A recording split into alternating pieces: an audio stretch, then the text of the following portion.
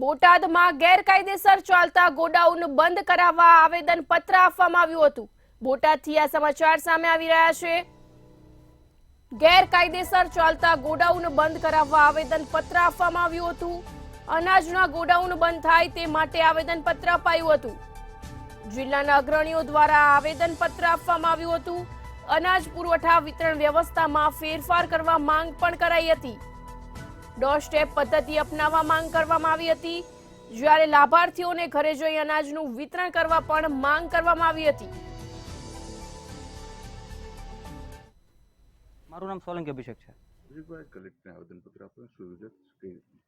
જી બિલકુલ, આજે કલેક્ટર કચેરી આવેદનપત્ર આપવામાં આવ્યું છે, કારણ કે ગુજરાત સરકાર દ્વારા જે અનાજનો જથ્થો જે આપવામાં આવે છે ગરીબ અને મધ્યમ વર્ગના લોકોને, તો તેમાં ક્યાંક ને ક્યાંક જેનો સરકારની નીતિઓમાં જે નિમ્ન કક્ષાની જે ભેદરેખાઓ છે તેનો લાભ લઈને ઘણા લોકો એનો લાભ લેતા હોય તેવા વિડીયો બોટાદની અંદર વાયરલ થયા છે। બોટાદમાં ઘણા બધા પ્રાઇવેટ ગોડાઉન એવા છે કે જેની અંદર આ અનાજનો જથ્થો જે છે તે મોટા પ્રમાણમાં સાચવીને રખાયો એવો સામે આવ્યો છે, અને ક્યાંક ને ક્યાંક લોકમુખે ચર્ચાઓ પણ એવી થઈ રહી છે કે જે સરકારી અનાજનો જે જથ્થો જે છે તે જથ્થાઓમાં જે આવે છે જે જથ્થો અને જે જનતાને જે આપવાનો હોય છે એ જથ્થાનો જ અહીંયા સ્ટોર કરવામાં આવતો હોય છે।